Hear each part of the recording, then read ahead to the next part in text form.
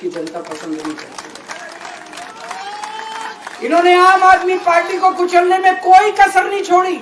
छोटे से लोग हैं हम लोग, छोटी सी पार्टी है। 75 साल के अंदर इस कदर किसी पार्टी को और उसके नेताओं को प्रताड़ित नहीं किया गया जिस तरह से प्रधानमंत्री मोदी जी ने आम आदमी पार्टी को प्रताड़ित करने की कोशिश की है। मेरे को इन्होंने जेल भेज दिया। प्रधानमंत्री जी कह रहे हैं मैं भ्रष्टाचार से लड़ रहा हूं। देश के सबसे बड़े चोर, उचक्के और डकैतों को उन्होंने अपनी पार्टी में शामिल कर लिया। जिन लोगों को 10 दिन पहले मोदी जी कहते थे 70,000 करोड़ का इसने घोटाला कर दिया, थोड़े दिन के बाद उसी आदमी को अपनी पार्टी में शामिल करके किसी को डिप्टी सीएम बना देते हैं, किसी को मंत्री बना देते हैं और उनके सारे ईडी और सीबीआई के मामले खत्म कर देते हैं और कहते हैं मैं भ्रष्टाचार से लड़ रहा हूं। मैं मोदी जी को कहना चाहता हूं, भ्रष्टाचार से अगर लड़ाई लड़नी है तो केजरीवाल से सीखो। प्रधानमंत्री जी, भ्रष्टाचार के खिलाफ लड़ाई केजरीवाल ने लड़ी है। 2015 में जब दिल्ली में हमारी सरकार बनी थी, हमारे एक मंत्री का एक ऑडियो मेरे पास किसी ने व्हाट्सएप कर दिया। उस ऑडियो में मेरा मंत्री किसी दुकान वाले से 5 लाख रुपए मांग रहा था।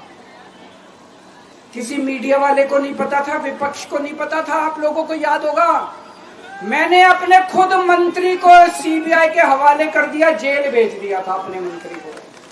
ये होती है भ्रष्टाचार के खिलाफ लड़ाई। पंजाब के अंदर मेरा एक मंत्री भ्रष्टाचार में, मेरे को पता चला कि वो पैसे मांग रहा है। वहां पे मान साहब ने उसको, किसी को भी, विपक्ष को नहीं पता था, मीडिया को नहीं पता था, हमने अपने मंत्री को उठा के जेल में भेज दिया। तुम देश के सारे चोर उचक्के डकैतों को अपनी पार्टी में शामिल कर लो और केजरीवाल को जेल भेज दो और कहो मैं भ्रष्टाचार के खिलाफ लड़ रहा हूं। तो आप भ्रष्टाचार के खिलाफ नहीं लड़ रहे प्रधानमंत्री जी। आप देशवासियों को बेवकूफ मत समझो। देश बच्चे बच्चे की जुबान के ऊपर हो रहा है कि सारे चोर चक्कों को अपनी पार्टी में शामिल करके और ईडी और सीबीआई के सारे केस उनके रफा दफा कर दे। केजरीवाल को क्यों गिरफ्तार किया? केजरीवाल को गिरफ्तार करके उन्होंने एक मैसेज दिया है सारे देश को कि अगर मैं केजरीवाल को गिरफ्तार कर सकता हूं तो किसी को भी गिरफ्तार कर सकता हूं। कोई केस नहीं होगा, कोई मामला नहीं होगा, तब भी मैं तुमको गिरफ्तार कर सकता हूं। एक बेहद खतरनाक मिशन चालू किया हुआ है प्रधानमंत्री जी ने, बहुत ही खतरनाक। देशवासियों को यह समझने की, अब जब मैं बोलने जा रहा हूं, समझने की जरूरत है। उस मिशन का नाम है वन नेशन वन लीडर। देश के सारे नेताओं को खत्म करना चाहते हैं मोदी जी और इसको 2 स्तर के ऊपर इस मिशन को चला रहे हैं। जितने विपक्ष के नेता हैं उनको जेल भेजेंगे और जितने बीजेपी के नेता हैं उनको सबको निपटा देंगे, उनकी राजनीति खत्म करते जाएंगे, उनको सबको निपटाते जाएंगे। विपक्ष के अंदर आज इन्होंने मनीष सिसोदिया को जेल भेज दिया, संजय सिंह को जेल भेज दिया, सत्येंद्र जैन को जेल भेज दिया, केजरीवाल को जेल भेज दिया, हेमंत सोरेन को जेल भेज दिया, ममता दीदी के कई मंत्रियों को जेल भेज दिया, स्टालिन के कई मंत्रियों को जेल भेज दिया, केरला के सीएम के पीछे पड़े हैं। अगर ये चुनाव जीत गए, मेरे से लिखवा लो एफिडेविट के ऊपर, थोड़े दिन के बाद ममता दीदी जेल में होंगी, तेजस्वी यादव जेल में होगा, स्टालिन साहब जेल के अंदर होंगे, पिनरई विजयन जेल के अंदर होंगे, उद्धव ठाकरे जेल के अंदर होंगे, जितने विपक्ष के नेता ये सारे जेल के अंदर होंगे। अगर ये चुनाव जीत गए, इन्होंने बीजेपी का एक नेता नहीं छोड़ा। आडवाणी जी की राजनीति खत्म कर दी इन्होंने, मुरली मनोहर जोशी की राजनीति खत्म कर दी, सुमित्रा महाजन की, शिवराज सिंह चौहान जिसने मध्य प्रदेश का चुनाव जीत के दिया इन लोगों ने, शिवराज सिंह चौहान ने उसको मुख्यमंत्री नहीं बनाया, उसकी राजनीति खत्म कर दी। वसुंधरा राजे की राजनीति खत्म कर दी इन्होंने, खट्टर साहब की राजनीति खत्म कर दी, डॉक्टर रमन सिंह की राजनीति खत्म कर दी। अब अगला किसका नंबर है? योगी आदित्यनाथ। अगर ये चुनाव जीत गए, मेरे से लिखवा लो, 2 महीने के अंदर उत्तर प्रदेश का मुख्यमंत्री बदल देंगे। योगी आदित्यनाथ की राजनीति खत्म करेंगे, उनको भी निपटा देंगे। यही तानाशाही है दोस्तों। 1 नेशन 1 लीडर ये चाहते हैं। एक ही तानाशाह इस देश के अंदर बचेगा, एक ही तानाशाह इस देश के अंदर बचेगा। हमारा देश बहुत महान है। 4000 5000 साल पुराना हमारा देश है। इसके पहले पिछले 4000 साल में कई मौके आए जब इस देश के ऊपर तानाशाहों ने कब्जा करने की कोशिश की, लेकिन हमारे देश के लोगों ने उन तानाशाहों का तख्ता उखाड़ के फेंक दिया। जब जब हमारे देश में ऐसा मौका आया कि तानाशाह ने हमारे देश के ऊपर कब्जा करने की कोशिश की, इस देश की जनता ने उसका तख्ता उखाड़ के फेंक दिया। आज एक तानाशाह इस देश से जनतंत्र खत्म करना चाहता है। आज एक तानाशाह इस देश से लोकशाही खत्म करना चाहता है। मैं पूरे तन मन धन से लड़ रहा हूं, संघर्ष कर रहा हूं उस तानाशाह के खिलाफ। 140 करोड़ लोगों का साथ चाहता हूं मैं। मेरे अकेले के करने से नहीं होगा। 140 आज मैं आप लोगों से भीख मांगने के लिए आया हूं। 140 करोड़ लोगों से, 140 करोड़ लोगों से भीख मांगने के लिए आया हूं। मेरे देश को बचा लो, मेरे भारतवर्ष को बचा लो। मेरा भारत बहुत महान है। इस तानाशाही से बचा लो मेरे दोस्त, मेरे देश को।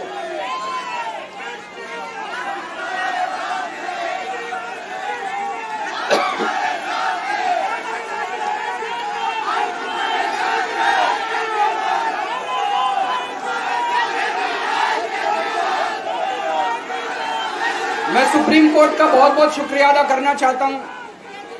उन्होंने 21 दिन दिए हैं। एक एक दिन में 24 घंटे हैं। मैं एक दिन में 24 में से 36 घंटे काम करूंगा। पूरे देश भर में घूमूंगा इस तानाशाही को रोकने के लिए। दोस्तों, जितनी मेरे अंदर ताकत है, मेरा सब कुछ कुर्बान है देश के लिए। मेरा तन मन धन सब कुछ कुर्बान है मेरे देश के लिए। मेरे खून का एक एक कतरा मेरे देश के लिए, मेरे शरीर का एक एक कतरा, मेरी जिंदगी का एक एक पल मेरे देश के लिए। मेरे देश को बचाने के लिए मैं पूरे देश में जाऊंगा दोस्तों। अब एक बहुत महत्वपूर्ण बात करने जा रहा हूं, उसको ध्यान से सुनना।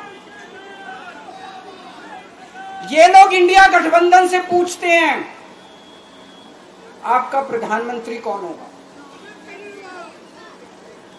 मैं बीजेपी से पूछता हूं आपका प्रधानमंत्री कौन होगा। आप लोग सोच रहे होंगे केजरीवाल क्या बात कर रहा है, मोदी जी होंगे। नहीं, मोदी जी अगले साल 17 सितंबर को 75 साल के हो रहे हैं।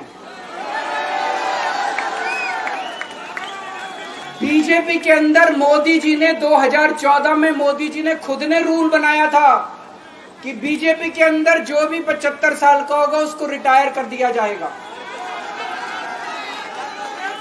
सबसे पहले आडवाणी जी को रिटायर किया गया, उसके बाद मुरली मनोहर जोशी जी को रिटायर किया गया, फिर सुमित्रा महाजन को रिटायर किया गया, फिर यशवंत सिन्हा को रिटायर किया गया।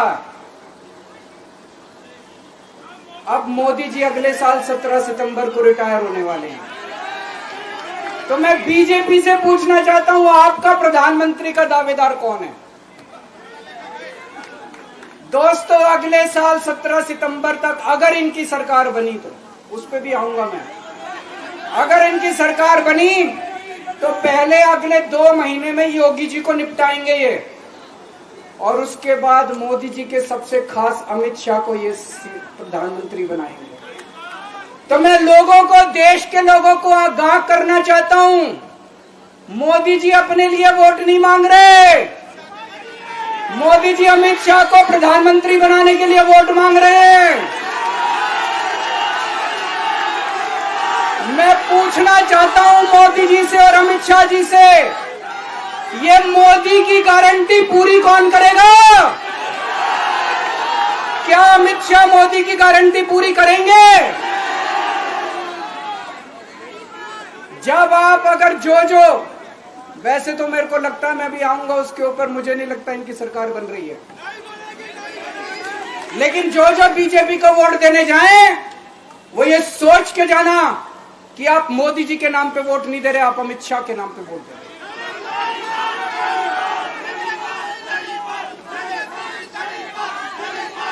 अब एक खुशखबरी है आप लोगों के लिए, अब एक खुशखबरी है, सबको बता देना जो मैंने बातें कही है बड़ी सोच समझ के कही है। वहां बैठ के यही सोच रहा था 50 दिन से।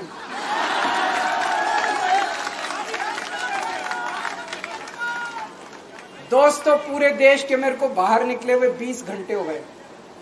इन 20 घंटों के अंदर भी मैंने रात भर में जनता से बात कर रहा था, लोगों से फोन कर रहा था।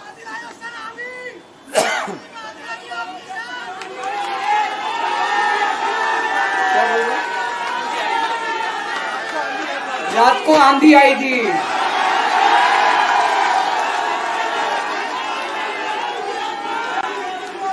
पिछले 20 घंटे में मैंने जो बातचीत करी है, कई बड़े बड़े एक्सपर्ट से बात की, चुनाव विश्लेषकों से बात की, सेफोलॉजिस्ट से बात की, जनता से बात की, फोन पे लोगों से।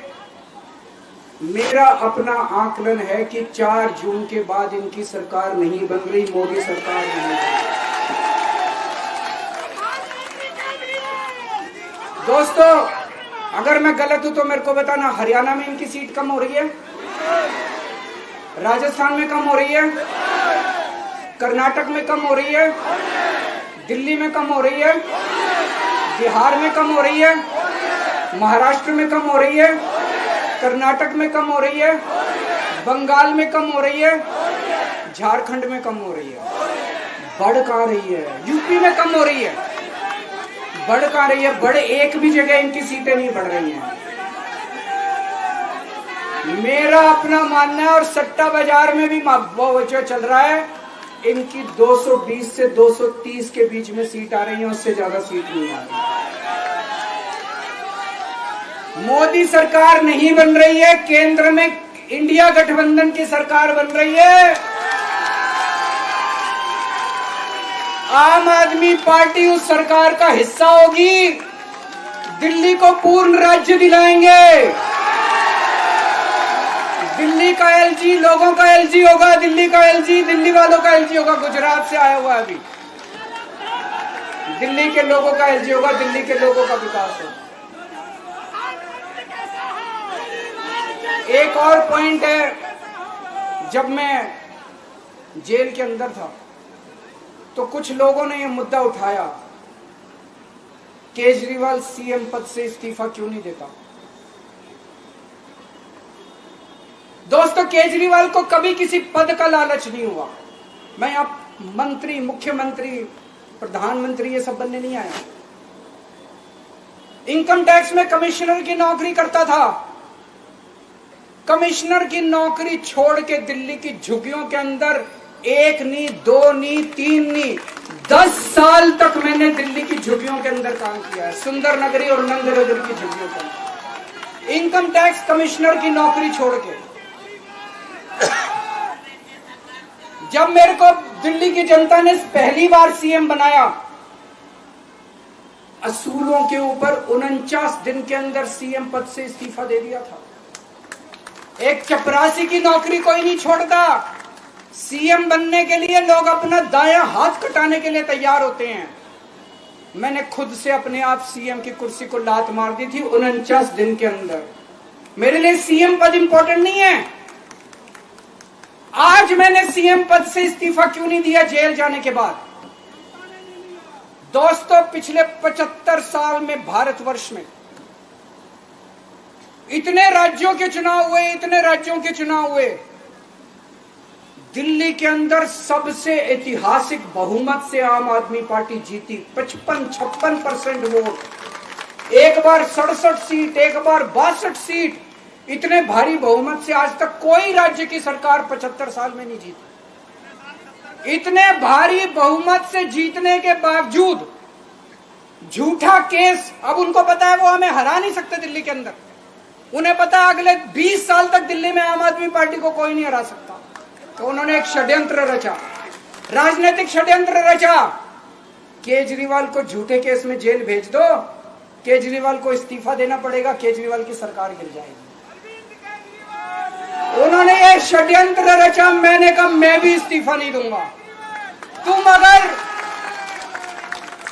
तुम अगर जनतंत्र को जेल में कैद करोगे तो जनतंत्र जेल से चला के दिखाएंगे, तो सरकार भी जेल से चला के दिखाएंगे। कतई इस्तीफा, तुम्हारे ट्रैप में फंसने वाले नहीं हम। ये अगर हेमंत सोरेन साहब को भी इस्तीफा नहीं देना चाहिए था, जेल से सरकार चलानी चाहिए। अगर हमने इस्तीफा दे दिया, ये तो बड़ा अच्छा इनके लिए। जिस राज्य के अंदर ये चुनाव हारेंगे उसके मुख्यमंत्री को पकड़ के जेल में डाल दो, सरकार गिरा दो। उसके मुख्यमंत्री को पकड़ के जेल में डाल दो, सरकार। आज मैं अगर दिल्ली की जेल के अंदर रह के दिल्ली की जेल से इस्तीफा नहीं दे रहा, वो इस तानाशाही के खिलाफ संघर्ष कर रहा हूं, इसको समझ लेना। केजरीवाल को किसी पद का लालच नहीं है। सीएम तो 100 सीएम की कुर्सी देश के नाम कुर्बान हो। मुझे पता चला, मेरे जेल जाने से बहुत लोग भावुक हुए, खासकर मेरी माँ, बहनें, महिलाएं बहुत रोई, कईयों ने बहुत मन्नतें मांगी।